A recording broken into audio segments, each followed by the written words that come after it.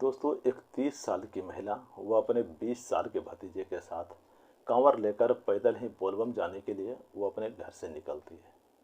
वो दोनों चाची और भतीजा सबसे पहले हरिद्वार के रेलवे स्टेशन पर उतरती है और फिर वो महिला कुछ देर तक रेलवे स्टेशन पर ही बैठी रहती है। कुछ देर के बाद उस महिला ने अपने भतीजे से कहती है कि मेरी तबीयत कुछ ठीक नहीं लग रही है, इसलिए मैं कांवर लेकर पैदल बोलबम नहीं जा सकती। आज की रात हम लोग यहीं हरिद्वार में ही ठहरते हैं और फिर कल सुबह होते ही कमर में जल भरकर यहाँ से पैदल ही बोलबम के लिए निकल चलूँगी। दोस्तों, इतना कहकर उस महिला ने अपने भतीजे को अपने साथ लेकर हरिद्वार के रेलवे स्टेशन से बाहर निकल जाती है और फिर उस महिला ने अपने भतीजे के साथ हरिद्वार के एक होटल में जाती है और उस होटल में रात भर के लिए एक कमरा किराए पर लेती है। उस महिला ने कमरा किराए पर लेने के बाद वो दोनों चाची और भतीजा उस कमरे के अंदर आराम करने के लिए चली जाती है। दोस्तों, कुछ ही देर के बाद उस महिला के शरीर में बहुत तेज दर्द होने लगता है। तब वो महिला अपने भतीजे से कहती है कि मेरे शरीर में बहुत तेज दर्द हो रहा है।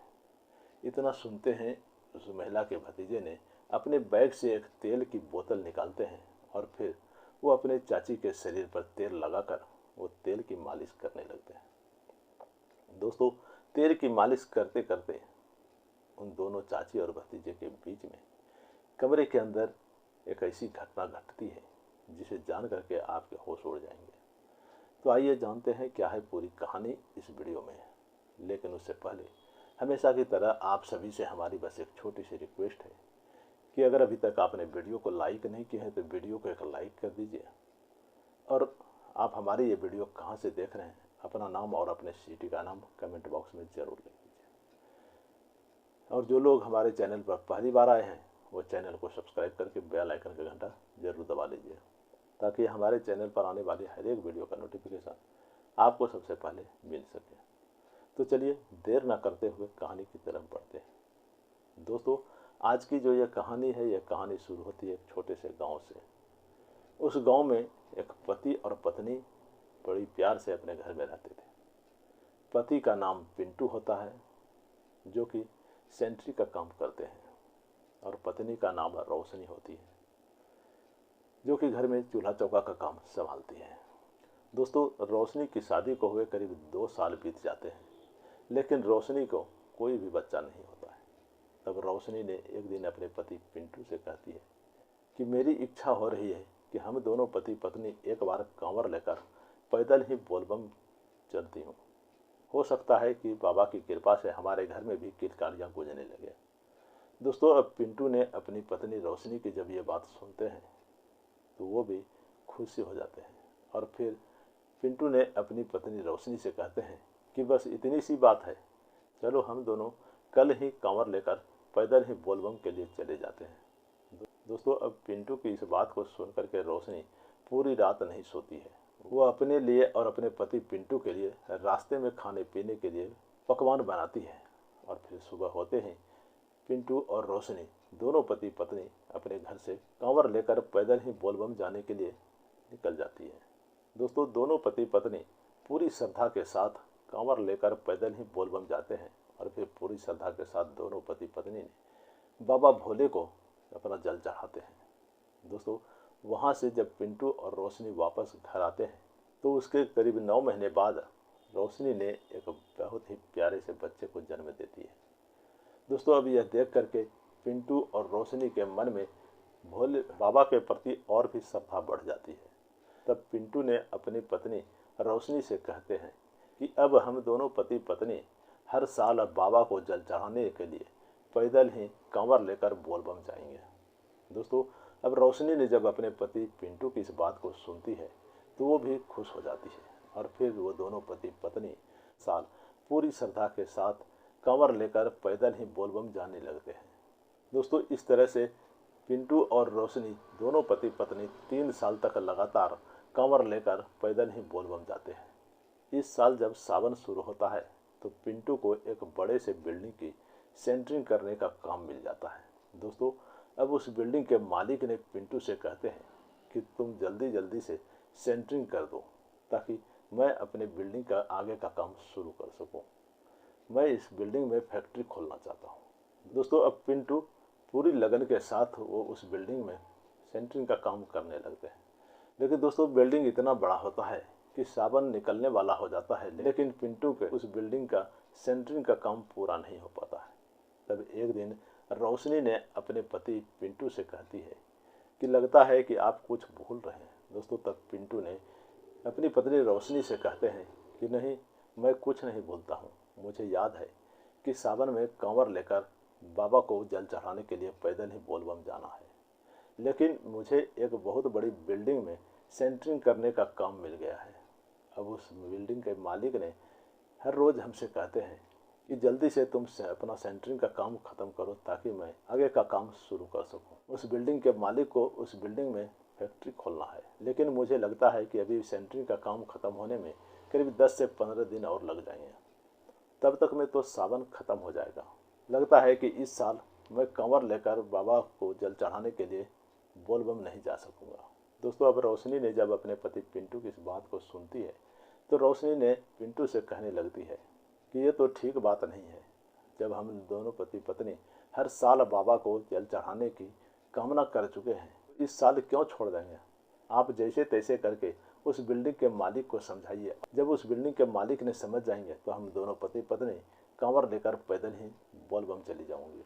दोस्तों, इस पर पिंटू ने अपनी पत्नी रोशनी से कहते हैं कि नहीं, वो मालिक समझने वाला नहीं है। वो तो सुबह से शाम तक मेरे पीछे लगा रहता है।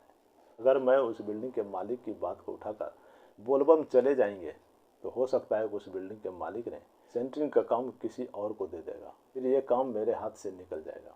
दोस्तों, इतना कहकर वो दोनों पति पत्नी कुछ सोचने लगते हैं। दोस्तों, कुछ देर के बाद पिंटू ने अपने पत्नी रोशनी से कहते हैं कि तुम ऐसा करो कि मैं इस साल कांवर लेकर नहीं जाऊंगा, लेकिन तुम तो जा सकती हो। दोस्तों, तभी रोशनी ने पिंटू से कहते हैं कि मैं अकेले कांवर लेकर पैदल बोलबम कैसे जाऊंगी। दोस्तों, तभी पिंटू ने रोशनी से कहती है कि तुम ऐसा करो कि तुम मेरे भतीजे आकाश के साथ कांवर लेकर पैदल ही बोलबम चले जाओ। मैं आकाश से कह देता हूँ। दोस्तों, इतना कहकर पिंटू ने अपने भतीजे आकाश को आवाज़ लगाते हैं। अब आकाश ने अपने चाचा पिंटू की आवाज़ को सुनकर वो अपने चाचा पिंटू के पास में आ जाते हैं। तभी पिंटू ने अपने भतीजे आकाश से कहते हैं कि इस बार तो मैं तुम्हारी चाची के साथ कांवर लेकर पैदल बोलबम नहीं जा सकता, क्योंकि मुझे काम से छुट्टी नहीं मिल रही है। इस बार तुम ही अपनी चाची के साथ कांवर लेकर पैदल बोलबम चले जाओ। दोस्तों, अब आकाश ने अपने चाचा पिंटू की बात को नहीं उठा पाते हैं और फिर आकाश अपनी चाची रोशनी के साथ कांवर लेकर पैदल ही बोलबम जाने के लिए राजी हो जाते हैं। दोस्तों, अब आकाश को हाँ करते ही आकाश की चाची रोशनी बहुत खुश हो जाती है और फिर अगले ही दिन रोशनी अपने भतीजे आकाश के साथ कांवर लेकर पैदल ही बोलबम जाने के लिए अपने घर से निकल जाती है। और फिर 2 दिन का सफ़र तय करने के बाद वो दोनों चाची और भतीजा आखिरकार हरिद्वार पहुंच जाते हैं। हरिद्वार में वो दोनों चाची और भतीजा ट्रेन से उतरकर रेलवे स्टेशन पर ही कुछ देर तक बैठते हैं। कुछ देर के बाद रोशनी ने अपने भतीजे आकाश से कहती है कि मेरी तबीयत कुछ ठीक नहीं लग रही है।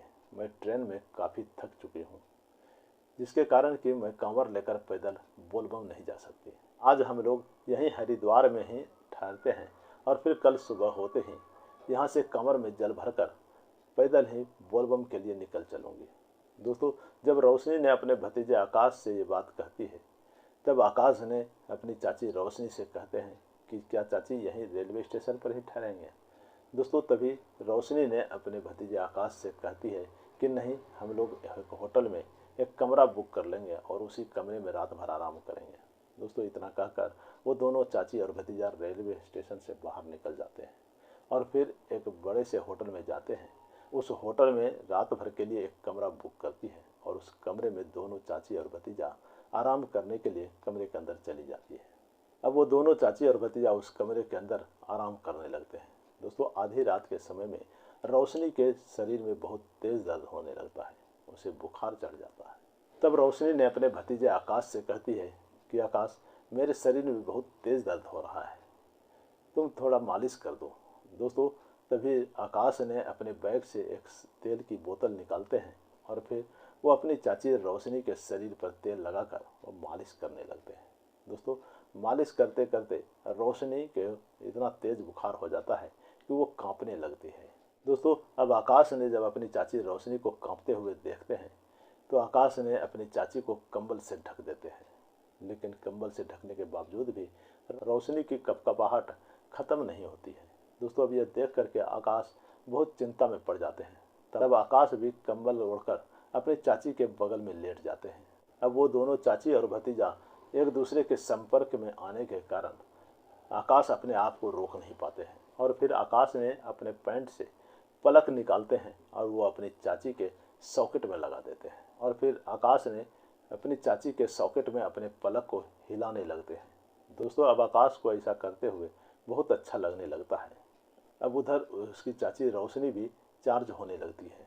दोस्तों, आकाश ने अपना पलक इस तरह से अपनी चाची रोशनी के सॉकेट में हिलाते हैं कि उसकी चाची रोशनी पूरी तरह से चार्ज होने लगती है। दोस्तों, अब इधर आकाश अपना पलक हिलाते हुए वो डिस्चार्ज होने लगते हैं। जब आकाश पूरी तरह से डिस्चार्ज हो जाते हैं और उसकी चाची रोशनी पूरी तरह से चार्ज हो जाती है, तब वो दोनों सो जाते हैं। दोस्तों, सुबह के समय में जब उठते हैं तो आकाश अपनी चाची रोशनी से नज़रें नहीं मिला पाते हैं। अब यह देख करके रोशनी ने अपने भतीजे आकाश से कहती है कि अगर आज तुम मेरे साथ नहीं होते तो मैं मर ही जाती। ये तुम्हारा उपकार मैं पूरी उम्र नहीं भूलूंगी। तुमने रात भर मेरी बहुत सेवा की। दोस्तों, इतना कहकर रोशनी ने अपने भतीजे आकाश को अपने गले से लगा लेती है और फिर वो दोनों होटल से निकलकर हरिद्वार में गंगा स्नान करने के लिए चली जाते हैं और फिर वो दोनों चाची और भतीजा गंगा में स्नान करते हैं और वो अपने कमर में जल भर कर वहाँ से पैदल ही बोलबम के लिए निकल जाते हैं। दोस्तों, बाबा को जल चढ़ाने के बाद वो दोनों चाची और भतीजा वापस अपने घर आते हैं। तब पिंटू ने अपनी पत्नी रोशनी से पूछते हैं कि सफ़र कैसा रहा। तब रोशनी ने अपने पति पिंटू से कहती है कि मेरी तबीयत तो बहुत ज़्यादा ख़राब हो चुकी थी। अगर आकाश हमारे साथ नहीं होता तो मैं तो मर ही गई थी। दोस्तों, इस बात को सुनकर के पिंटू अपनी पत्नी रोशनी से कहते हैं कि फिर ऐसा क्या हो गया था। तो तब रोशनी ने अपने पति पिंटू से कहती है कि मुझे बहुत तेज़ बुखार हो गया था। वो तो आकाश ही था जो कि मेरे शरीर पर तेल लगाकर पूरी रात मालिश करते रहा। दोस्तों, इस तरह से रोशनी ने अपने पति पिंटू से अपनी और अपने भतीजे आकाश के बीच की सारी बातों को छुपा लेती है। तो दोस्तों, ये थी आज की पूरी कहानी। इस कहानी से आपको क्या सीख मिली, अपनी अपनी राय कमेंट बॉक्स में ज़रूर दें। इस कहानी को सुनाने का मेरा मकसद किसी की भावना या किसी के दिल को आहत करना नहीं है, बल्कि आपको जागरूक करना है ताकि आप सचेत रहें, सतर्क रहें, सावधान रहें। मिलते हैं इसी तरह की किसी और कहानी के साथ। तब तक आप अपना और अपने परिवार वालों का ख्याल रखें। जय हिंद, जय भारत।